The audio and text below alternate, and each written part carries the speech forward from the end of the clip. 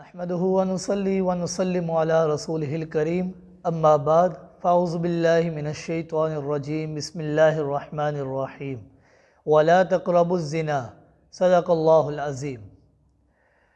اللہ رب العزت نے قرآن مجید کے اندر انسان کو حکم دیا ولا تقربوا الزنا کہ اے لوگو، اے ایمان والو، زنا کے قریب نہ جانا۔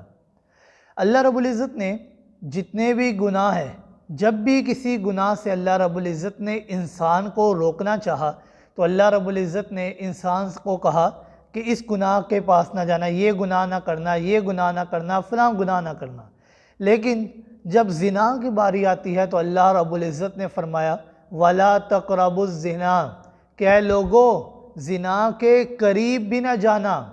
مطلب اس کا یہ ہے کہ اے لوگو، زنا کے جو اسباب ہیں، یعنی کسی غیر محرم کے ساتھ ہاتھ ملانا، مصافحہ کرنا، کسی غیر محرم کے اوپر نظر ڈالنا، کسی کو شہوت کی نگاہ کے ساتھ دیکھنا، کسی کے بارے میں برا سوچنا، برے خیالات کو لانا، اللہ رب العزت نے انسان کو حکم دیا وَلَا تَقْرَبُوا الزِّنَا کہ اے لوگو، زنا کے جو اسباب ہیں ان اسباب کے قریب بھی نہیں جانا تم نے۔ یہ زنا، یہ بہت بڑا گناہ ہے۔ نبی کریم صلی اللہ علیہ وآلہ وسلم نے زانی کے متعلق بے شمار وعید ارشاد فرمائی ہیں۔ نبی کریم صلی اللہ علیہ وآلہ وسلم نے فرمایا کہ جو انسان کسی غیر محرم کی طرف اپنی نظر ڈالتا ہے تو اللہ رب العزت کل قیامت کے دن اس کی آنکھوں کے اندر کل قیامت کے دن جہنم کی آگ کے انگارے ڈالیں گے۔ صرف اتنا ہی نہیں، حضرت لقمان علیہ السلام وہ فرماتے ہیں کہ میں نے بے شمار انبیاء سے ملاقاتیں کی۔ انہوں نے جتنے بھی انبیاء سے ملاقاتیں کی، انہوں نے صرف اپنی بات نہیں کی بلکہ ان کی بہت ساری باتوں کو اپنے پاس جمع بھی کیا۔ وہ کہتے ہیں میں نے 100 باتیں جمع کی انبیاء کی، پھر ان 100 باتوں کا خلاصہ نکالا اور پھر 8 باتیں جمع کی۔ ان 8 باتوں میں سے ایک بات یہ ہے کہ اے لوگو، اپنی نظروں کی، اپنی نگاہوں کی حفاظت کرنا، کیونکہ یہ نگاہ، یہ زنا کے قریب لے جانے کا سب سے بڑا سبب، سب سے بڑا ذریعہ بن جاتی ہے۔ جو انسان اپنی نگاہ کی حفاظت نہیں کرتا، وہ انسان اپنی شرمگاہ کی بھی حفاظت نہیں کر سکتا۔ اس لیے تو نبی کریم صلی اللہ علیہ وآلہ وسلم نے فرمایا کہ اے ایمان والو، جو بندہ مجھے اپنی نگاہ کی اور اپنی شرمگاہ کی حفاظت کی ضمانت دے دے تو میں محمد الرسول اللہ صلی اللہ علیہ وآلہ وسلم ایسے بندے کو جنت کی ضمانت دے دوں گا۔ کیونکہ اگر نگاہ کی حفاظت نہیں ہوگی تو شرمگاہ کی بھی حفاظت نہیں ہو سکتی۔ اور آپ صلی اللہ علیہ وآلہ وسلم نے فرمایا کہ جو انسان زنا کرتا ہے، ایسا بندہ اللہ سے اپنے گناہ کی معافی بھی مانگ لے، ایسے بندے کے اوپر اللہ راضی بھی ہو جائے، اس کے گناہ کو معاف بھی کر دے، ایسے بندے کو اللہ جنت میں بھی داخل کر دے، لیکن ایسے بندے کو کل قیامت کے دن اللہ رب العزت جنت میں اپنا دیدار نصیب نہیں فرمائیں گے۔ کیوں؟ کیونکہ اللہ کو دیکھنا ہے آنکھوں کے ذریعے، اور دنیا کے اندر انسان انہی آنکھوں کی بد نگاہی کرتا ہے، بد نظری کرتا ہے۔ تو جن آنکھوں کی بد نظری اس نے کی، ایسی آنکھوں کے سامنے رب کائنات کبھی بھی نہیں آتے۔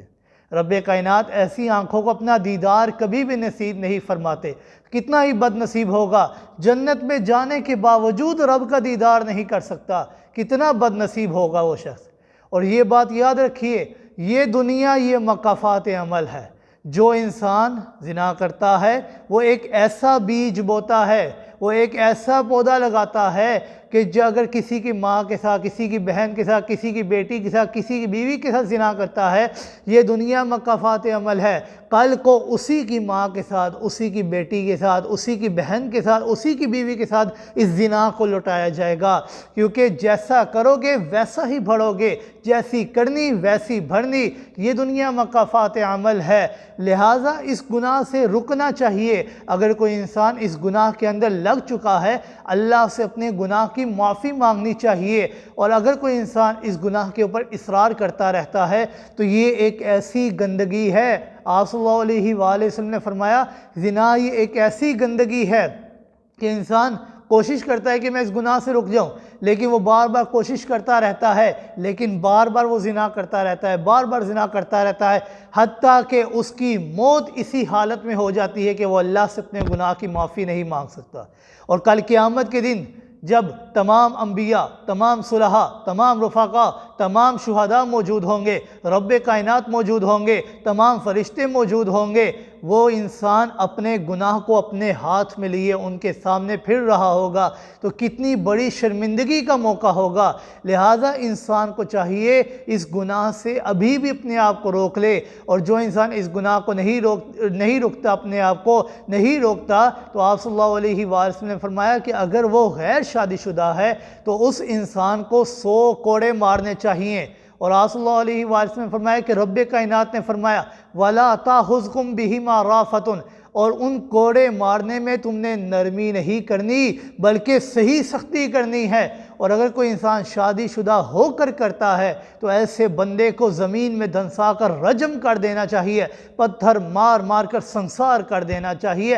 ایسے انسان کو دنیا میں رہنے کی کوئی گنجائش نہیں ہے، اسے اس دنیا سے ہی ہٹا دینا چاہیے۔ لہٰذا اللہ رب العزت سے دعا ہے کہ اللہ رب العزت ہمیں اس سنگین گناہ سے بچنے کی توفیق عطا فرمائے۔ وما علینا الا البلاغ المبین۔